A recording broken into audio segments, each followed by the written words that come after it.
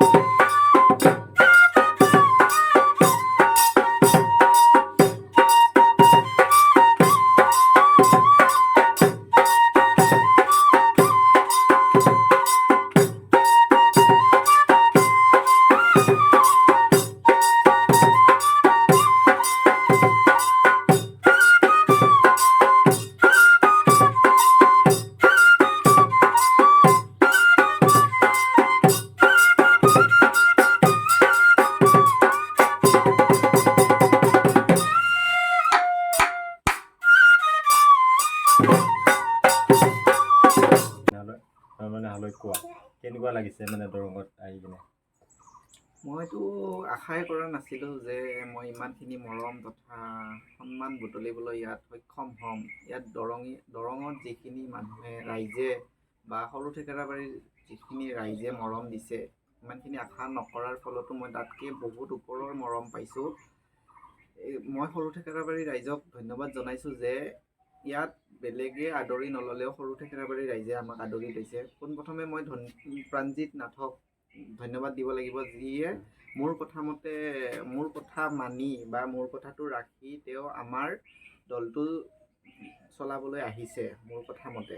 আৰু মই আৰু এজন মানুহৰ লগত চিনাকি কৰি নিদিলে মোৰ ভুল হ'ব। যিজনৰ লগত মই লগ হৈ এই দলটো গঢ়িবলৈ সক্ষম হৈছোঁ, কাৰণ ই নাথাকিলে মোৰ দৰঙত কোনো নাই, চিনাকি বুলি ক'বলৈ কোনো নাই। ই যদি নহ'ল হয় বা ইয়াৰ দেউতা যদি নহ'ল হয়, মোৰ ইমানখিনি নহ'ল হয় আজি।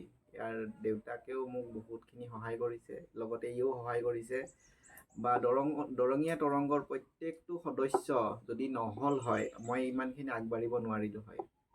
তেনেকৈ মই বহুত সৰুৰ পৰা এইটো দিশত, সাংস্কৃতিক দিশটোত অলপ আগ্ৰহ বহুত আছিল আৰু তেনেকৈ বহুতকেইটা দলত সোমাব চেষ্টাও কৰিছিলোঁ। একো বজাব নোৱাৰাৰ কাৰণে মই সেইটো দলত চান্সো পোৱা নাছিলোঁ। তাৰপিছত বিশেষ ব্যক্তি এজনে, নক্ষজ্যোতি কলিতা নামৰ বিশেষ ব্যক্তি এজনে মোক তেওঁৰ 2016 চনৰ পৰা তেওঁৰ দলটোত নটৰা শিল্পী গোষ্ঠীৰ দলটোত জড়িত কৰালে। তাৰ পৰা মই ভাবিলোঁ এনেকৈ যোৱা বছৰ ইয়াত আহি বিহু চাওঁতে মই দেখিলোঁ যে ইয়াত প্ৰভাৱটো একেবাৰে কম সাংস্কৃতিক দিশত বা সাংস্কৃতিক গোষ্ঠীৰ দিশত। সাংস্কৃতিক দিশত বুলি ক'লে মোৰ ভুল হ'ব, সাংস্কৃতিক গোষ্ঠী দিশত প্ৰভাৱটো অলপ বহুত কম। সেইটো কাৰণে মই ইয়াত মোৰ সখী নয়নমণি ডেকাৰ লগত লগ হৈ মই ইয়াত সাংস্কৃতিক গোষ্ঠীৰ প্ৰভাৱ এটা পেলাম বুলি ভাবি আহিছিলোঁ। এতিয়া মই এনেকুৱা লাগিছে সেইটো প্ৰভাৱ পৰিছে, মোৰ সপোন সফল হ'ল আৰু মোৰ আশাটো পূৰণ হ'ল। এইখিনিয়ে কৈ মোৰ কথাখিনি সামৰিছোঁ আৰু ধন্যবাদ। এই দলটোত কিমানজন থাকে টোটেল? দলটোত আছে এতিয়া ল'ৰা ছোৱালী উভয়ে 30 জন। 30 জনৰ দল এটা মই গঢ়ি তুলিছোঁ। আপোনালোকে সকলোৱে সেই আমাৰ মোক বুলি নহয়, গোটেই 30 জন ল'ৰা ছোৱালীকে আঁকোৱালি বা আশীৰ্বাদ দি আগুৱাই নিয়ে যেন। প্ৰগ্ৰেমটো সময় সীমাটো কৈ দিব নেকি, কিমান সময় মানে ধৰি? প্ৰগ্ৰেমটো আমাৰ তেনেকৈ মানে আমি ট্ৰেকটো যদি স্পীডত বজাওঁ 40 মিনিট হ'ব। আমি যদি ট্ৰেকটো অলপ শ্ল' কৰি দিওঁ আপ টু 45 মিনিট, তেনেকৈ 45 মিনিটৰ কম নহয় আমাৰ, বা বেছিহে হয়। ঠিক আছে, এতিয়া আমি নয়নলৈ আহিছোঁ। নয়ন, অলপ ঢোল বজাই দেখুৱাবা নেকি?